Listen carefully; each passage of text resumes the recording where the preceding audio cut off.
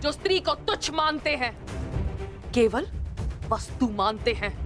शिव शिव शिव शिव शिव शिव शिव शिव, ये क्या कह रही हैं आप? ये नियम तो स्वयं महादेव ने बनाए हैं। महादेव, आपको स्मरण है ना, जब देवी पार्वती ने असुरों का नाश करने के लिए माता काली का रूप धारण किया था, तो स्वयं महादेव ने भी उन्हें रोकने के लिए अपने बल का प्रयोग नहीं किया ना, अपितु वो स्वयं माता काली के समक्ष नतमस्तक हो गए। जब स्वयं ईश्वर इस नियम का पालन कर सकते हैं, तो हम तो केवल साधारण मनुष्य हैं। कोई भी पुरुष योद्धा एक स्त्री पर आक्रमण नहीं करेगा, यही युद्ध के आधारभूत नियमों में से एक है। और यदि ऐसे में यानी एक स्त्री को पांडव दल का सेनापति पद दिया जाता है, तो कौरव, बेचारे कौरव तो बिना युद्ध लड़े ही हार जाएंगे। क्या ये अधर्म नहीं है? बताइए। अपने सेनापति के प्राण बचाने के लिए और कोई मार्ग नहीं सूझा आप लोगों को? योद्धा सिर्फ योद्धा होता है, स्त्री या पुरुष नहीं। स्मरण है माँ पार्वती, जिन्होंने काली का रूप धारण करके कितने असुरों का वध किया था। हम असुर नहीं है, हम साधारण मनुष्य हैं, मनुष्य, सभ्य मनुष्य। और सभ्य मनुष्य नियमों का पालन करता है। आप सेनापति पद छोड़ दे, यही धर्म है, क्यों धर्मराज?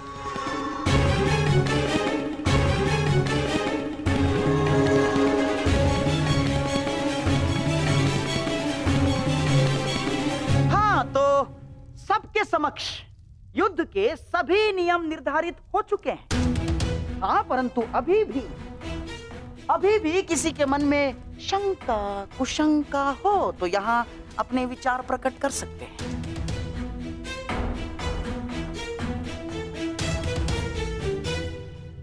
नहीं गांधार राज, इस सभा में बनाए सभी नियम और उपनियम हमें स्वीकार।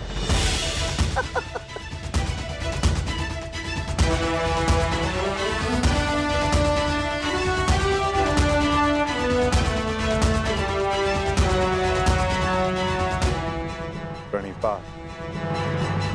प्रणिपात।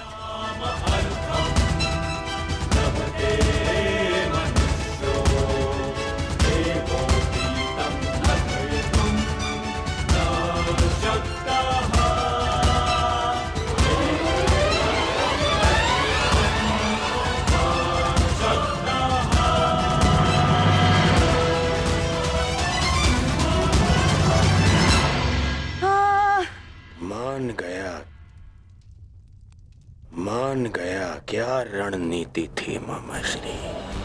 आपकी रणनीति को मैं मान गया मामाश्री। आपकी रणनीति का उत्तर तो आज कृष्ण के पास भी नहीं था।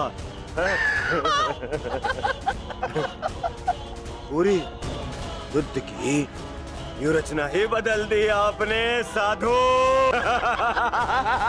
साधु, परंतु सुनो, अब ये साधुवाद देने में समय व्यर्थ ना करो दुर्योधन। हमें केवल ये युद्ध आरंभ ही नहीं करना है, अपितु इस युद्ध को जीतना भी है। और युद्ध में विजय प्राप्त करने के लिए अनुकूल परिस्थितियां बनानी पड़ती हैं।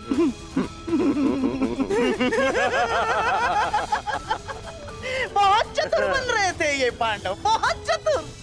परंतु अब इन्हें ज्ञात हो गया होगा कि इनकी हार निश्चित है। हमने जो चाहा वही हुआ है दुर्योधन।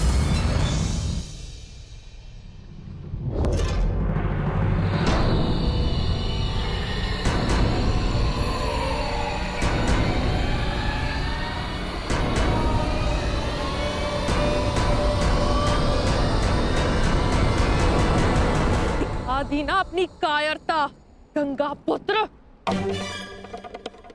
फिर से मौन रहकर तुमने अपने इच्छा मृत्यु के वरदान को लंबा कर दिया। से अपनी दृष्टि झुकाकर तुम्हें लगता है कि तुमने अंबा के प्रतिशोध को झुका दिया?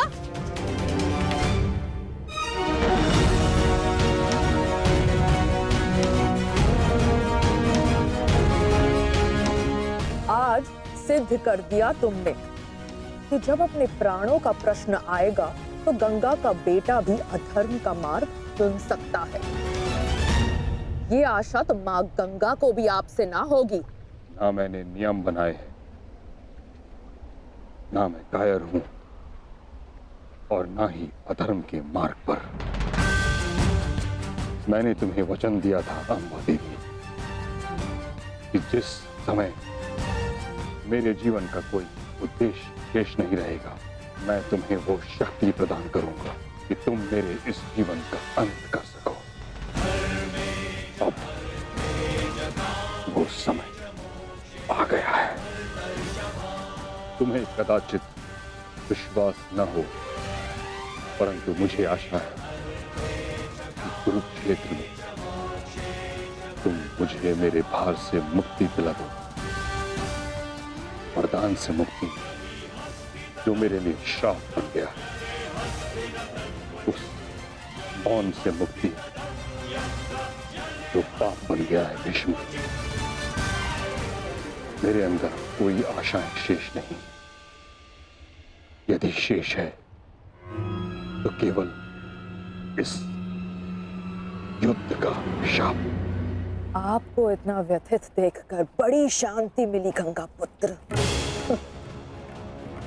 दाचित, आपको अब अनुभव हो गया है कि कैसा प्रतीत होता है जब मनुष्य के जीवन में कोई आशा, कोई उत्साह न रहे। स्मरण है भीष्म, यही मेरे जीवन के साथ किया आपने। एक वचन के लिए मेरा पूरा जीवन भस्म कर दिया। परंतु एक बात स्मरण रखना, इतनी सरलता से मैं अपने शत्रु को मुक्त नहीं होने दूंगी। मेरी प्रतीक्षा करोगे तुम गंगा पुत्र कि मैं कब तुम्हें मुक्त करूं। हर पल एक जन्म के समान होगा और प्रतीक्षा का आरंभ होता है अब।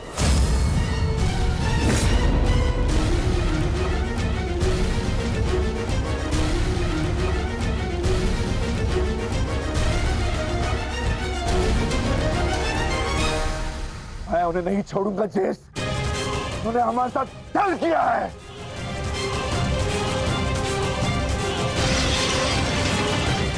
दादा भीम, शांत हो जाइए। ठहरो भीम, ये मेरा आदेश है।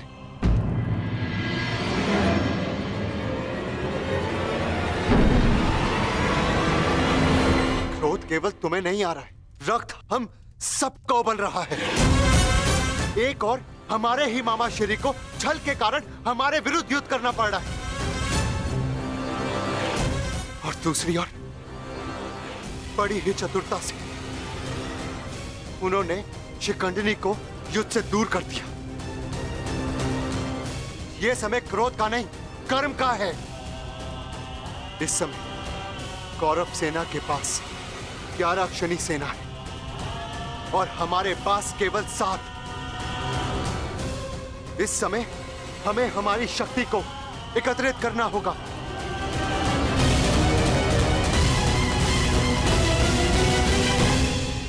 वासुदेव, क्या हम कभी भी कौरवों से न्याय की आशा नहीं रख सकते? गांधार राज और दुर्योधन से तो हम न्याय की आशा नहीं रख सकते, परंतु अंगराज कर्ण से, दानवीर कर्ण से आशा अवश्य की जा सकती है।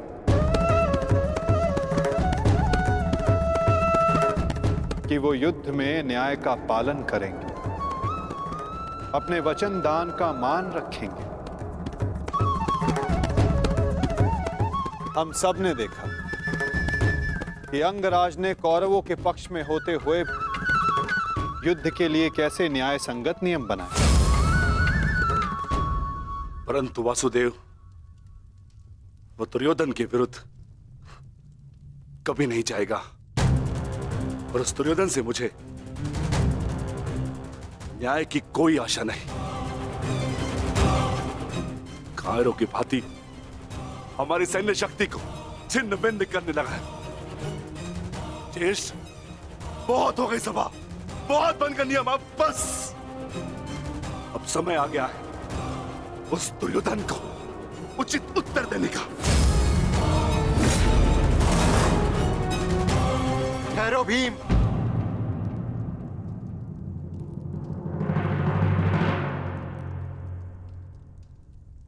युद्ध का समय अभी नहीं हुआ अनुज।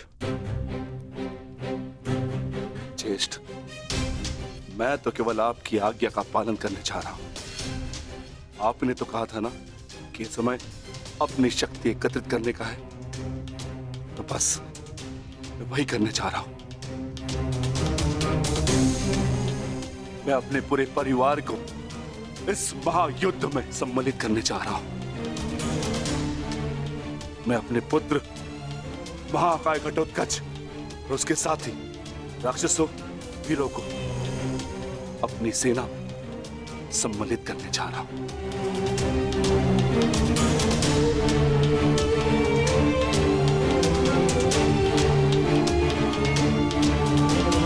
तुम उचित कह रहे हो अनुज। तुम्हें शीघ्र अतिशीघ्र यहां से प्रस्थान करना चाहिए।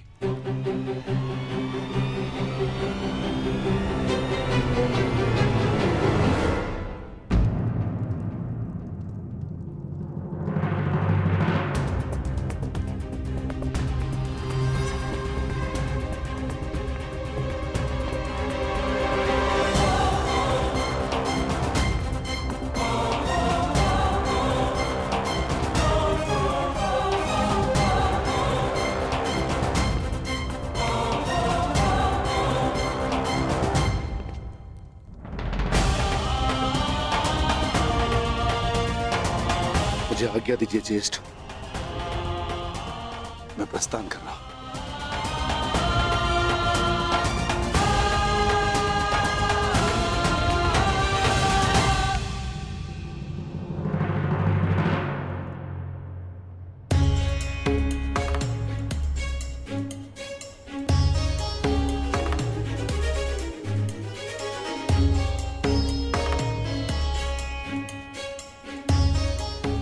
प्रणिपात वासुदेव,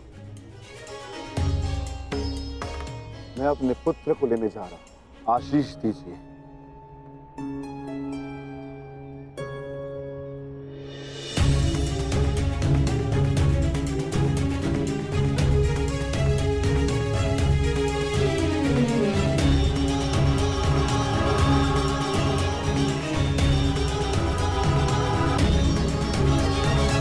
क्या हुआ माता? आप अचानक बाहर क्यों आ गए और आप इतने विचलित क्यों?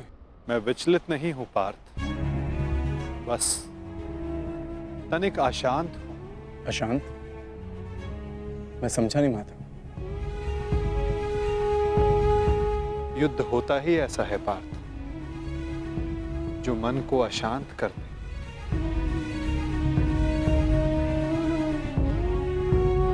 समय एक बहती धारा के समान होता है पार्थ।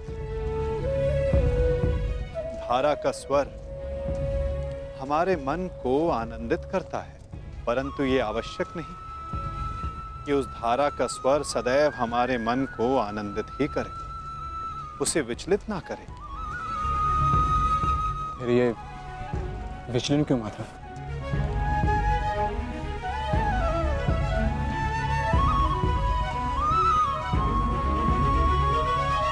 अन्न, सागर में जब तरंग उठती है तो वो उत्साह से भरी होती है पार्थ, और जब वही तरंग गिरकर अपना अस्तित्व खो बैठती है तब मन विचलित हो जाता है कि कदाचित वो तरंग और ऊंचा जा सकती थी, कदाचित उसका प्रारब्ध कुछ और हो सकता था। परंतु तरंग का प्रारब्ध ही उठना और गिर जाना है माता, है ना? तो फिर इसमें अशांत और विचलित होने की क्या बात है? तुमने सही कहा पार्थ, मुझे विचलित नहीं होना चाहिए, परंतु तुम बताओ कि तुम्हारा मन इतना अशांत क्यों है, इतना विचलित क्यों है? ऐसा कौन सा भाव है जो तुम्हें कष्ट दे रहा है? बोलो पार्थ। दानवीर कर्ण से आशा अवश्य की जा सकती है कि वो युद्ध में नियमों का पालन अवश्य करेंगे।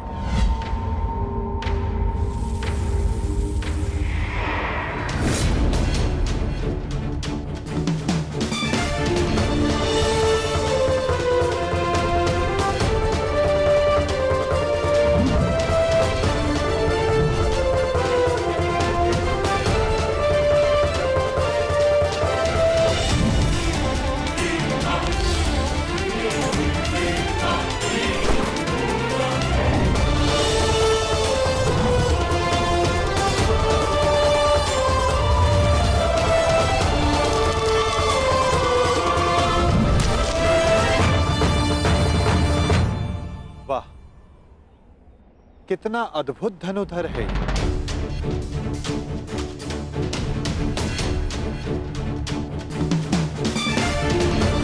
वासुदेव आप प्रणिपात। ये मेरा सौभाग्य है कि मैं आपसे टकराया।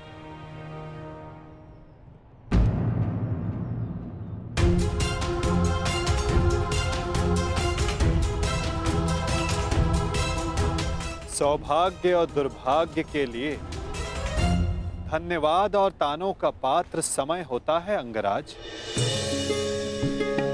मनुष्य नहीं। उचित परिस्थिति में, उचित समय पर, उचित मनुष्य से मिल जाना सौभाग्य होता है और अनुचित परिस्थिति में उचित मनुष्य से मिलना दुर्भाग्य होता है कर्ण। आपका टकराना तो उचित ही होता है वासुदेव, इसलिए यह सौभाग्य होता है। आज्ञा दीजिए। प्रणिपात।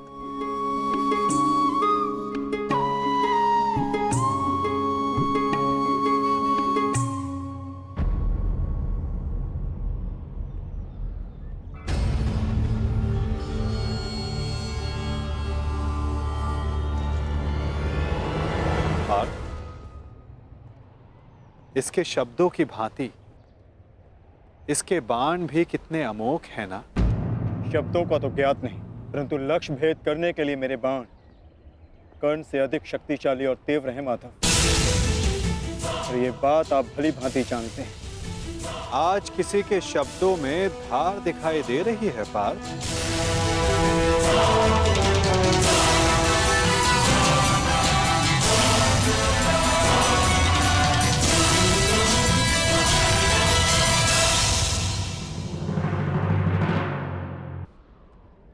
इसके बाण भी कितने अमोघ हैं ना।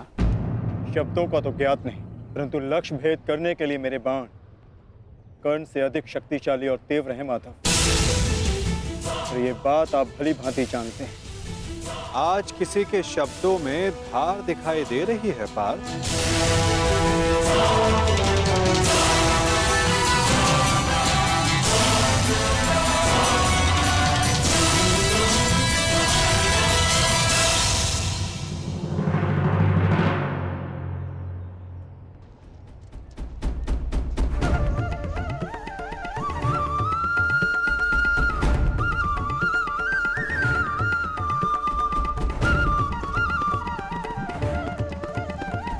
अब बता भी दो अपने सखा को, ऐसी कौन सी बात है जो प्रतिपल तुम्हें और अधिक अशांत किए जा रही है पार्थ? आप तो ऐसे कह रहे हैं माधव, जैसे कि आप तो कुछ जानते ही नहीं। कैसे जानूंगा? मैं कोई अंतर्यामी थोड़ी ना हूं। वाह माधव, जो संसार में कोई नहीं देख सकता उसे आप देख लेते हैं। जो सबके समक्ष है उससे अनजान होने का अभिनय करते हैं। आप भली भांति जानते हैं इस बात को कि मैं इतना व्यग्र क्यों हूं। क्यों आपके विचारों पर, आपके समय पर उसका अधिकार है। क्यों माधव, क्यों?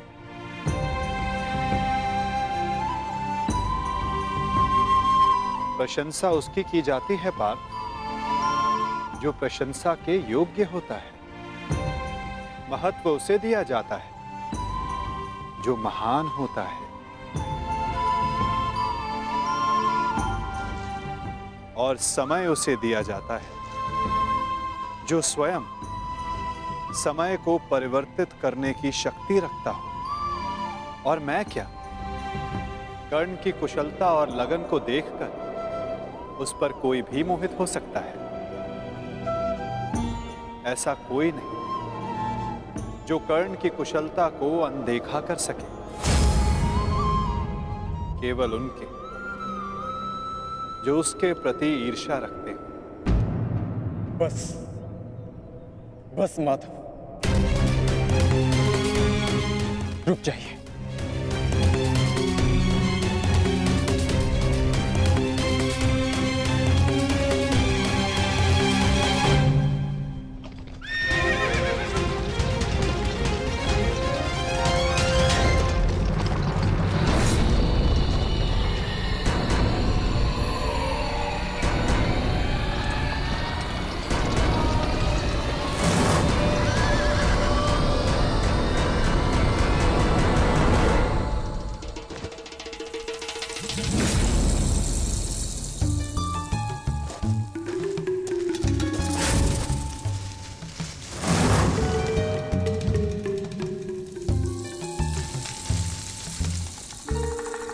कौन है वहां?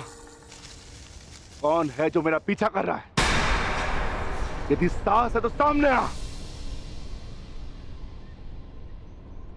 आपको लगता है कि मुझे कर्ण से ईर्ष्या है, परंतु मुझे कर्ण से ईर्ष्या क्यों होगी माता? मैं भी मानता हूँ कि वो एक महान धनुर्धारी है और इस बात का मैं सम्मान भी करता हूँ, इसलिए उसके साथ अपना अधूरा द्वंद्व पूर्ण करना चाहता हूँ। परंतु माता, आप कैसे भूल सकते हैं वो अर्जुन ही था जिसने विराट युद्ध में कर्ण को पराजित किया था। वो अर्जुन ही था जिसने कर्ण के रहते हुए पांचाली के स्वयंवर को विजित किया था। मैं स्वीकार करता हूं कि कर्ण एक महान योद्धा है, धनुर्धारी, परंतु मुझे आज तक उसने कोई अद्भुत बात नहीं दिखी। परंतु आज एक विचित्र बात का भान अवश्य हुआ है कि आपके हृदय में अर्जुन से अधिक कर्ण बसता है।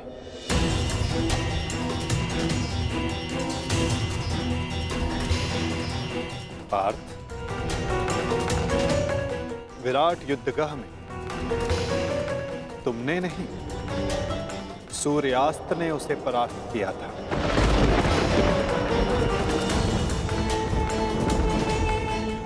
पांचाली के स्वयंवर एक सूत के प्रति क्षत्रियों के दीर्घाह ने जीता।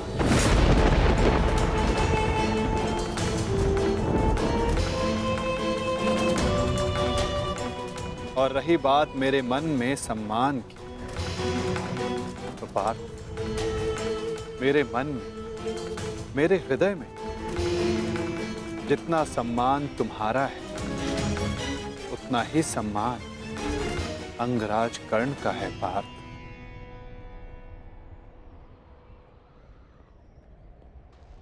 जलधारा की शक्ति का अनुमान उसकी सतह को देखकर नहीं लगाया जा सकता। पार्थ, जलधारा की शक्ति उसके भीतर छिपे उथल तरंगों में होता है। पार्थ, जिसका अनुमान समय आने पर सबको हो जाता है। सत्य सदैव वो नहीं होता पार्थ जो सबको दिखाई देता है। सत्य वो भी होता है जो हमारी दृष्टि देख नहीं सकती।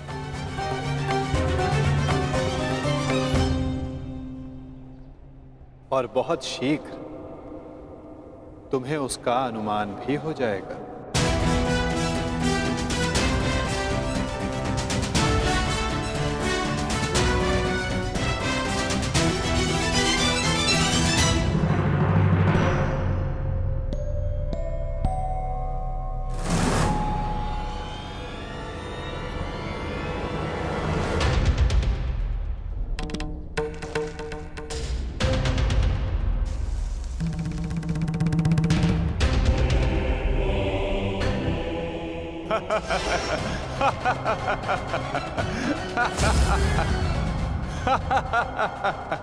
कौन हो तुम? तुम्हें अनुमान भी है किस पर हंस रहे हो? जानते हो मैं कौन हूं? तो मेरा नाम क्या है? बता दीजिए ना भद्र। आपका रूप देखकर तो भय लगता नहीं, कदाचित आपका नाम इतना भयंकर हो जिसे सुनकर मेरी हंसी चली जाए। तुम जानते हो मैं कौन हूं? यदि मैंने अपना परिचय दे दिया तो तुम श्वास भी नहीं ले पाओगे। और यदि मैंने आपके कर्मों का दंड दे दिया तो आप अपना नाम भी भूल जाएंगे भद्र।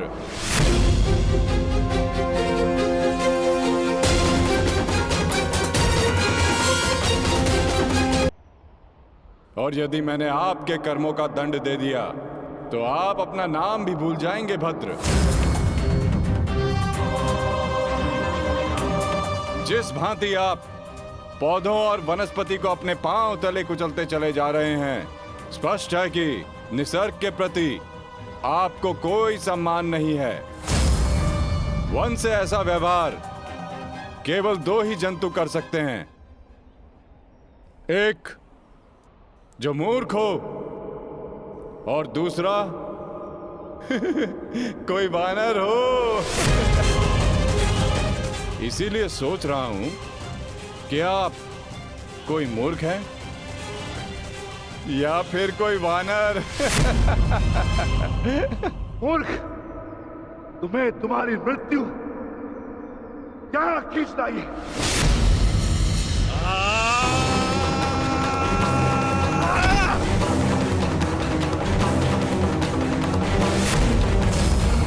बड़ा चतुर बनता है। तुझे अभी मैं सिखाता हूं कि बड़ों के साथ कैसे व्यवहार करना चाहिए। कुछ भी सीखने के लिए मैं सदा प्रस्तुत हूं भद्र। आगे बढ़िए।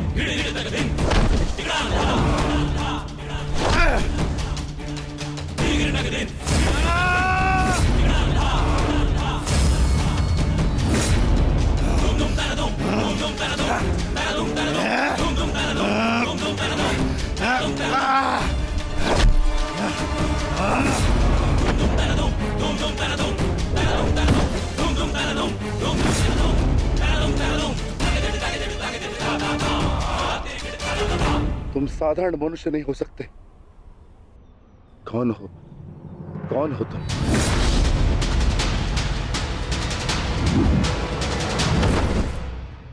कहा था ना अपना परिचय देना भूल जाओगे। अब सुनो मेरा परिचय। मैं हूं बर्बरीक, घटोत्कच पुत्र बर्बरीक।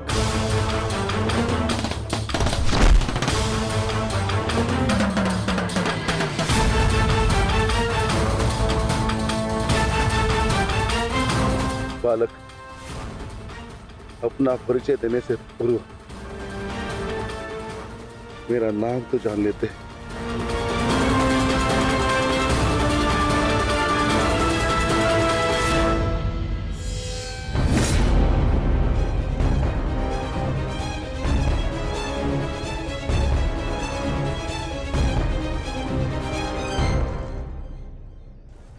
क्षमा चाहता हूँ माता, परंतु एक बात जानना चाहता हूँ।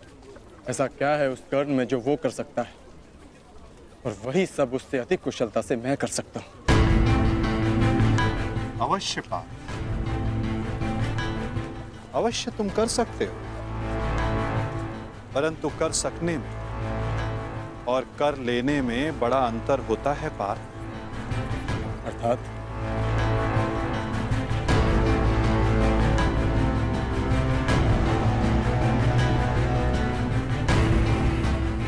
शब्द और अर्थ के फेर में मत पड़ो पार्थ, उससे कोई लाभ नहीं होता। नहीं माधव, लाभ है। बहुत गुणगान सुन लिया कर्ण का। आज तक मैंने आपकी हर बात आंख मूंद कर मानी है, परंतु आज मुझे साक्ष्य चाहिए, प्रमाण चाहिए कि कर्ण श्रेष्ठ क्यों है। तुम्हें पूर्ण विश्वास है पार्थ कि तुम प्रमाण पाना चाहते हो? हाँ माधव। ठीक है अर्जुन, मैं तुम्हें सिद्ध करके दिखाता हूं। कदाचित उसके पश्चात तुम्हें विश्वास हो जाए। यदि फिर भी विश्वास ना हुआ तो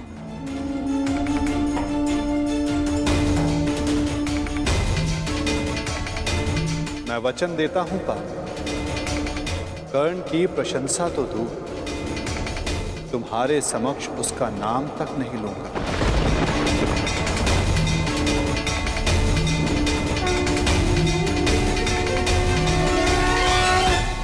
चाहिए कि कर्ण श्रेष्ठ क्यों है। मैं तुम्हें सिद्ध करके दिखाता हूं, कदाचित उसके पश्चात तुम्हें विश्वास हो जाए। यदि फिर भी विश्वास ना हुआ तो मैं वचन देता हूं पार्थ, कर्ण की प्रशंसा तो दूर, तुम्हारे समक्ष उसका नाम तक नहीं लूंगा। मैं परीक्षा के लिए तैयार हूं।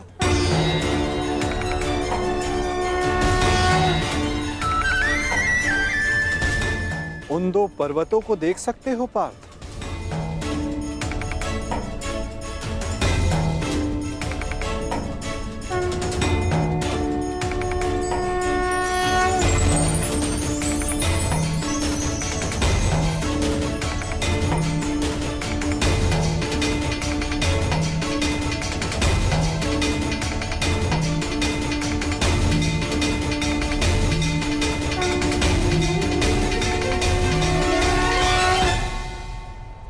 स्वर्ण पर्वत? हाँ पार्थ, अब ये दोनों पर्वत स्वर्ण में परिवर्तित हो चुके हैं।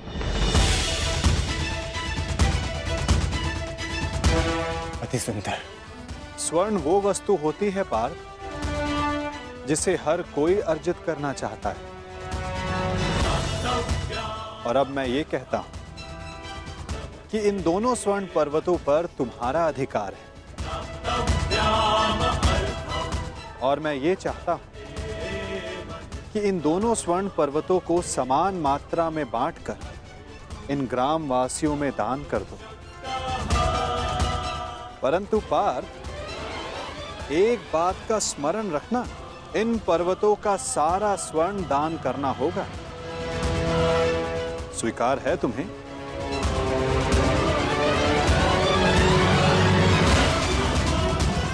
मुझे स्वीकार। आज्ञा दीजिए मां। ग्रामवासियों,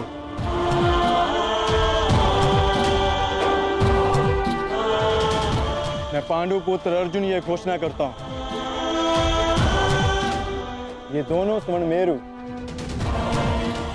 समान मात्रा में विभाजित करके आप सबको दान में दिए जाएंगे।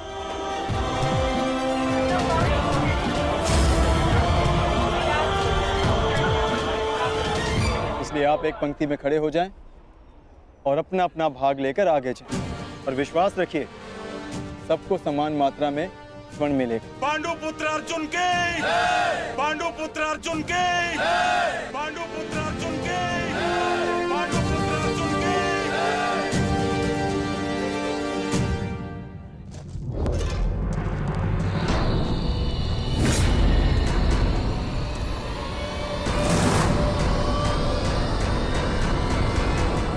ये क्या है पुत्र? अब कौन सी समस्या उठा लाए अपने कंधे पर? हाँ बार्बरिक, कौन है ये? और इनकी ये दशा किसने की? चिंता ना करो माता, ये केवल मूर्छित ही हुए हैं। परंतु कैसे? बस ये मुझे चुनौती देने की भूल कर बैठे। मुख से तो ये मूर्ख नहीं लगते, पर कार्य मूर्खों वाला कर बैठे।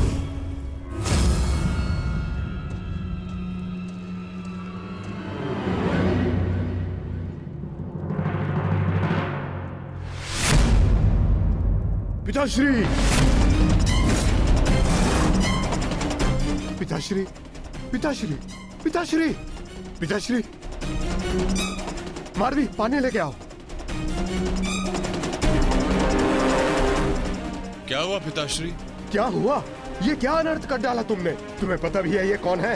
ये पिताश्री है मेरे, तुम्हारे पितामह मध्य पांडव महाबली भीम है ये, जिनका सम्मान करना चाहिए उन पर प्रहार कर उनको अपमानित कर दिया। लज्जा आती है मुझे कि तुम मेरे पुत्र हो। हाँ, जो तुमने किया वो मूर्खता नहीं, पाप है।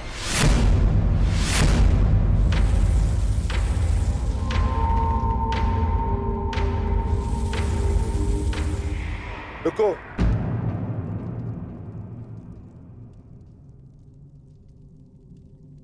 पिताश्री, मैं अपने मूर्ख पुत्र की ओर से क्षमा मांगता हूं। क्या ये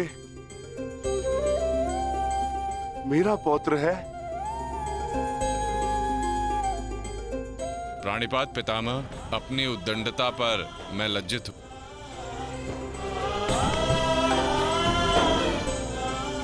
और मैं गर्वित हूं कि तुम मेरे पौत्र हो।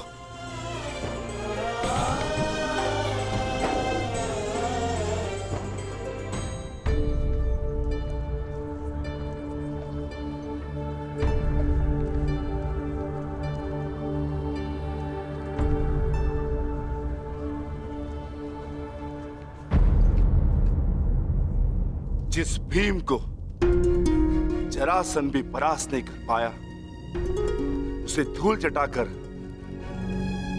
बार्बरिक ने यह सिद्ध कर दिया वो कुशल योद्धा है। मैं बहुत प्रसन्न हूं ये जानकर कि तुम्हारी धमनियों में मेरा रक्त बह रहा है। जीते रहो पुत्र। आज बहुत समय के पश्चात तुमसे द्वंद्व करके मुझे बहुत आनंद आ गया। परंतु पिताश्री, आपके यहां आने का प्रयोजन क्या था? प्रयोजन है पुत्र, और वो प्रयोजन तुम्हें और बार्बरिक को सिद्ध करना होगा। आदेश दीजिए पिताश्री।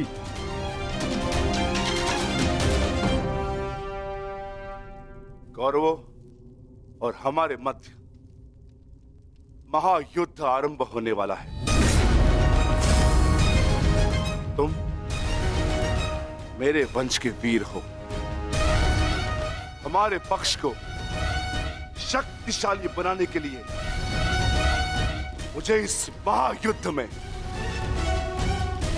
मेरे परिवार की आवश्यकता है। मुझे मेरे कुशल और बलवान पुत्र और पौत्र की आवश्यकता है। क्या तुम मेरा साथ दोगे? हम आपके आदेश के अनुपालन के लिए प्रस्तुत हैं पितामह। इस युद्ध में आपके लिए प्राण देना हमारे लिए गर्व की बात होगी। मेरा परिवार मेरे साथ है, तो इस महायुद्ध में हमारी विजय निश्चित है।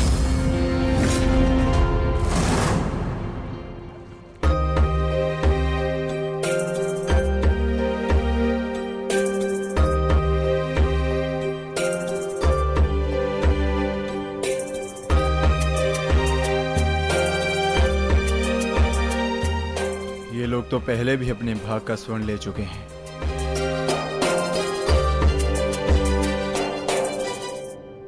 ये लीजिए माते। पुत्र, ये युद्ध संसार के इतिहास का सबसे भीषण युद्ध है। क्या तुम्हें भय नहीं लग रहा? माते, क्या आपको अपने पुत्र पर विश्वास नहीं है?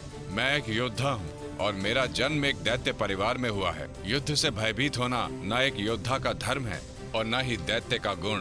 आपके पुत्र का कौशल युद्ध में निसंदेह महत्वपूर्ण साबित होगा। मैं नहीं जानता कि कौन उचित है और कौन अनुचित, कौन दोषी और कौन पीड़ित। मैं युद्ध लड़ूंगा तो केवल न्याय के लिए। अपने रण कौशल, प्रतिभा और साहस से सबको आश्चर्यचकित कर देगा आपका पुत्र। मुझे तुम पर गर्व है पुत्र। मैंने स्वयं को वचन दिया है माते कि युद्ध में मैं निर्बल पक्ष की ओर से ही लड़ूंगा। चलें पुत्र। अवश्य पिताश्री।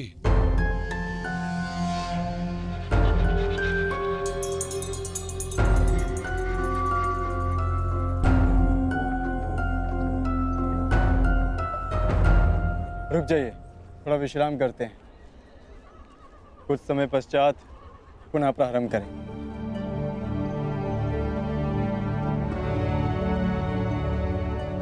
क्षमा चाहता हूँ माधव, परंतु मैं ये जानना चाहता हूँ कि आपकी ये परीक्षा कब समाप्त होगी। अभी तक तो मैं आधा पर्वत भी नहीं बांध पाया और थकान सा अनुभव कर रहा हूँ। पार्थ, अभी तो तुम्हारी परीक्षा का आरंभ हुआ है और तुम इतना शीघ्र थक गए। थक तो मैं गया ही हूँ माधव, परंतु पराजय स्वीकार नहीं करूंगा। क्षमा चाहता हूँ माधव, परंतु अभी तक मुझे आपकी इस परीक्षा में आपका उद्देश्य समझ नहीं आया। ठीक है पार्थ, मैं तुम्हें अपना उद्देश्य बताता हूँ। इस कहानी का दूसरा कोण तुम्हारे समक्ष लाता हूं। अब तुम्हें स्वर्ण नहीं बांटना है, बस यहां खड़े रहकर जो कुछ भी घटित होगा उसका साक्षी बनना है।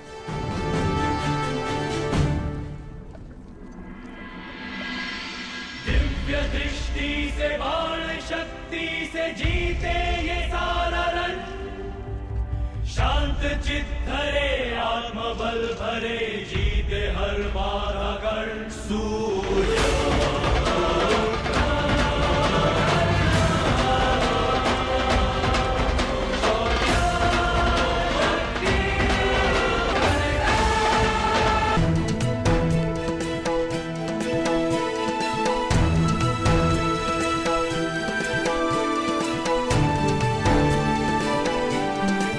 प्रणिपात वासुदेव।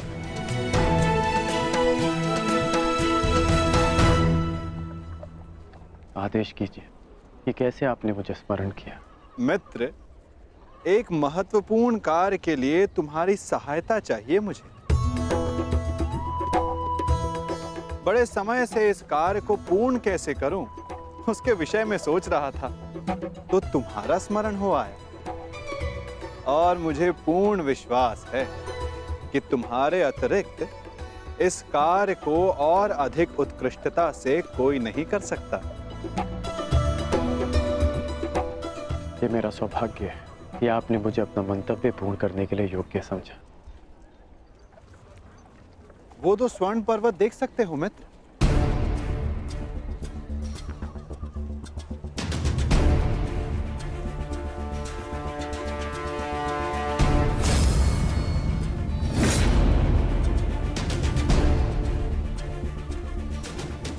अब इन स्वर्ण पर्वतों पर तुम्हारा अधिकार है और मैं चाहता हूं कि इन स्वर्ण पर्वतों को तुम समान मात्रा में बांटकर इन ग्राम वासियों में दान कर दो।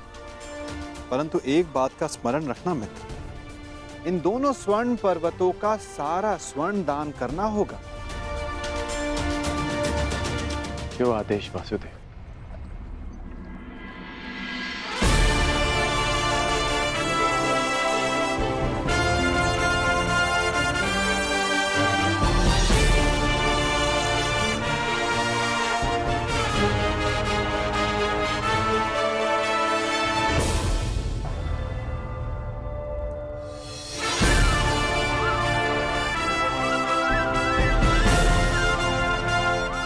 मैं सभी ग्रामवासियों से निवेदन करता हूं कि ये दोनों स्वर्ण पर्वत अब आपके अधीन है। आप सब जाकर इस सारे स्वर्ण को आपस में समान भाग में बांट लें।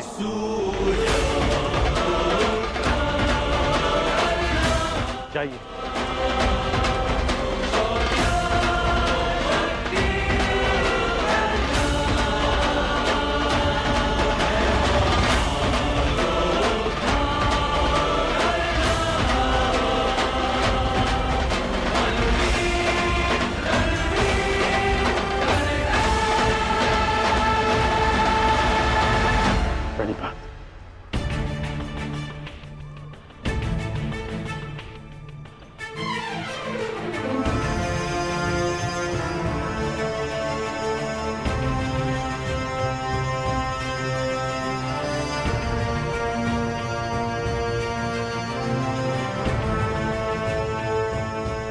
तुम्हें ये स्वर्ण इन ग्रामवासियों में बांटना था,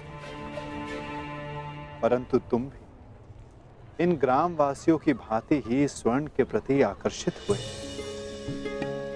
कदाचित तुम स्वर्ण को ऐश्वर्य और सम्मान प्राप्त करने की वस्तु समझते हो। तुमने अपने अनुमान से इस स्वर्ण को इन लोगों में दान किया, परंतु तुम्हें इसका ज्ञात नहीं था कि किसको कितनी आवश्यकता है। और कर्ण के मन में इस स्वर्ण को लेकर कोई आकर्षण, कोई लालच नहीं था पार्थ। और ये सब ग्रामवासियों में दान करके वो वापस लौट गया। पार्थ, जिस पर दान करने का उत्तरदायित्व हो, उसके मन में वस्तु के प्रति लोभ नहीं होना चाहिए।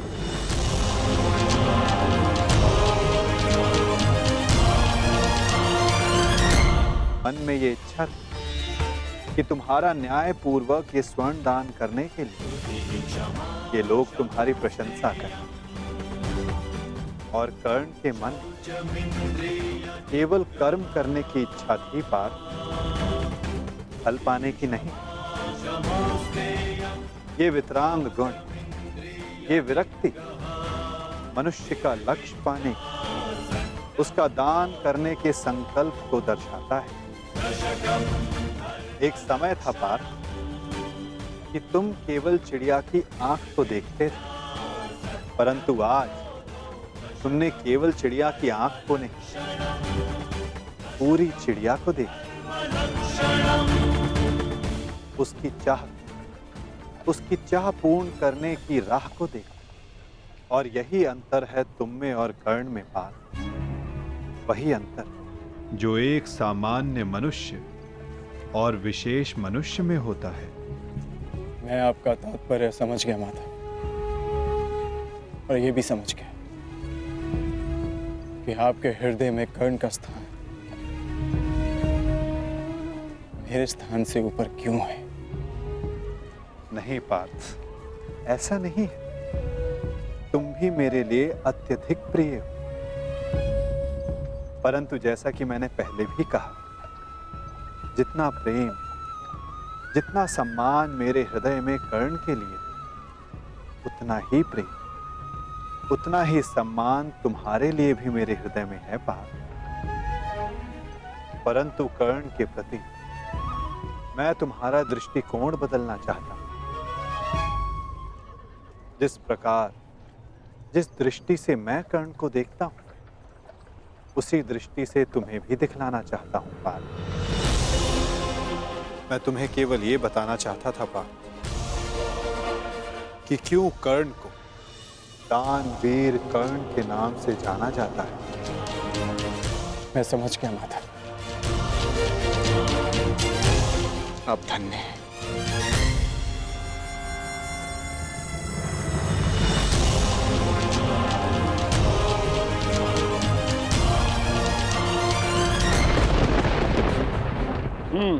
बड़ा दानवीर है ये कर्णवासु। आपकी परीक्षा तो पूर्ण हो गई। मेरी बारी। अब मैं बताऊंगा कि दानवीर होने के नाम पर कितना बड़ा ढोंग कर रहा है ये कर्ण। अब केवल अर्जुन को ही नहीं, पूरे संसार को ज्ञात होगा ये सूर्यपुत्र कर्ण कितना महान दानवीर है।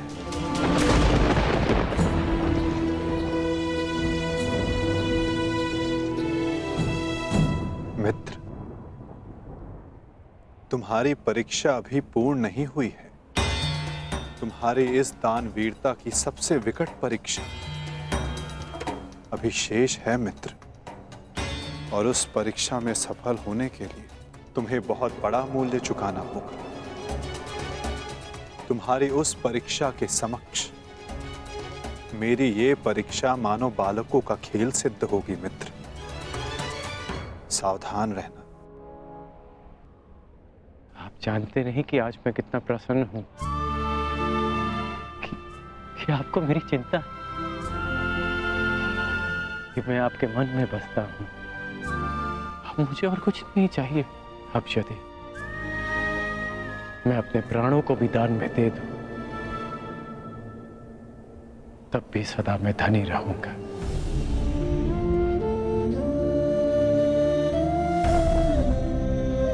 बड़ी बात वासुदेव।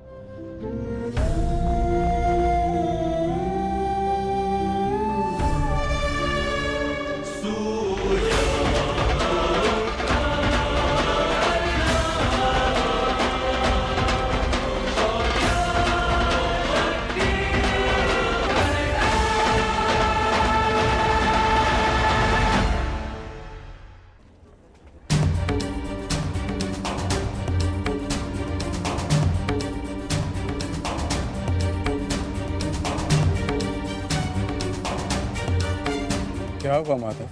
कुछ हुआ नहीं पार्थ, परंतु शीघ्र ही होने वाला है। पार्थ, प्रतीत होता है कि तुम्हारे भ्राता विकोदर वापस लौट आए हैं। जाओ, जाकर अपने अग्रज का स्वागत करो। जाओ पार्थ। आप नहीं आएंगे माधव? तुम जाओ पार्थ,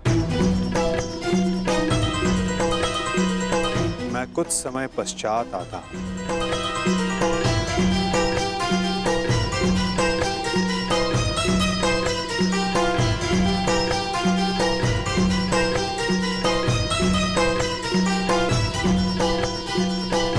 मुझे क्षमा कर देना वीर बर्बरीक। बस करो नकुल, मुझे कुछ नहीं हुआ है। कुछ नहीं हुआ? राधा भीम, आप अपनी दशा देख रहे हैं? किसने किया ये सब? बस एक बार उसका नाम बता दीजिए, जीवित नहीं छोड़ूंगा उसे। मैंने।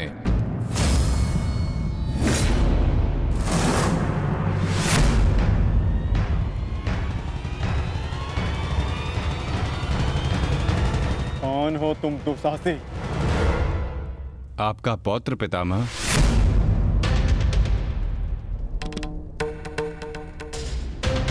घटोत्कच पुत्र बर्बरीक हूं मैं।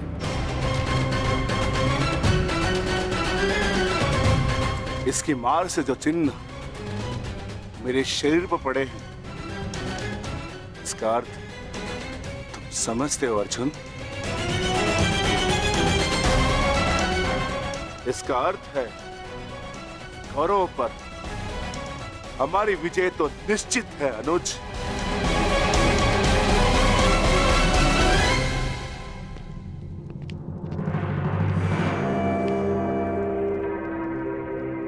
बार्बरिक बल और युद्ध कौशल दोनों में सर्वश्रेष्ठ है। इस महायुद्ध में इसका सामना कोई नहीं कर पाएगा, और मुझे विश्वास है कि बार्बरिक अकेला ही इस महायुद्ध को समाप्त करने में सक्षम है।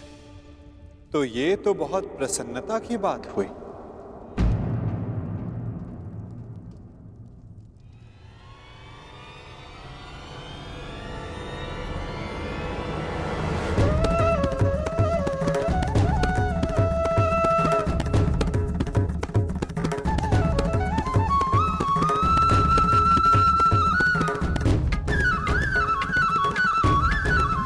वासुदेव, ये मेरा पौत्र बार्बरिक है। बार्बरिक, ये मेरे भगवान कृष्ण।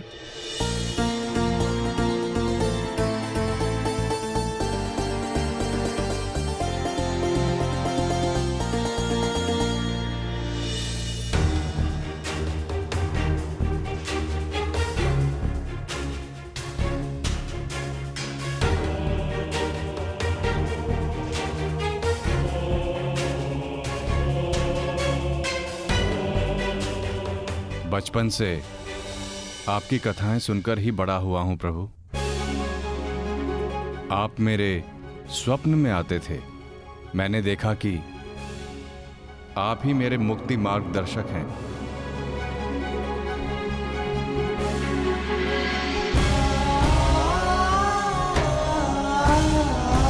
आप ही मुझे मेरे परम लक्ष्य तक पहुंचाएंगे ना प्रभु?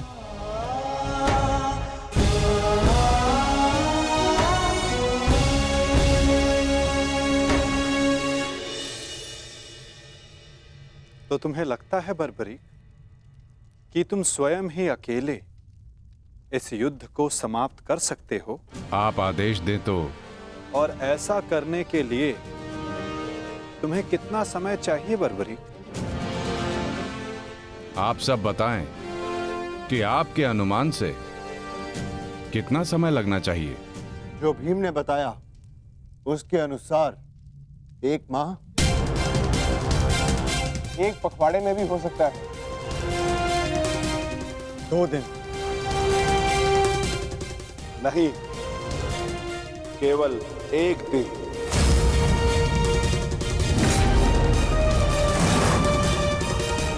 बताओ बार्बरिक, सही उत्तर क्या है? किसी का नहीं काकाश्री।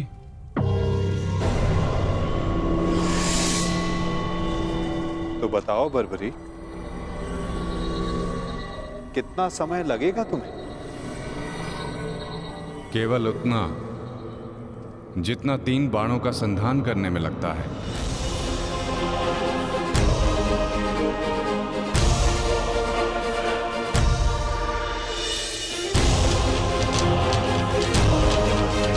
इन 3 बाणों की सहायता से मैं इस युद्ध को 3 पल में समाप्त कर सकता हूं।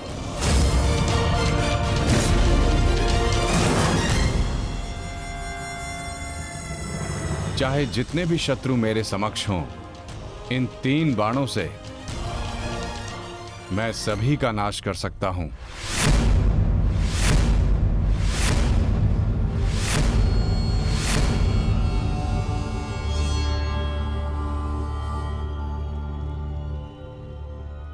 मैं केवल कथनी पर विश्वास नहीं करता बर्बरी, मुझे करनी का प्रमाण चाहिए। दे सकते हो? तुम राधे नहीं कुंती पुत्र हो। स्वयं सूर्य नारायण के अंश हो तुमका। जब तुम्हारा जन्म हुआ मैं अविवाहित थी पुत्र, क्या करती मैं? मुझे तुम्हें त्यागना पड़ा।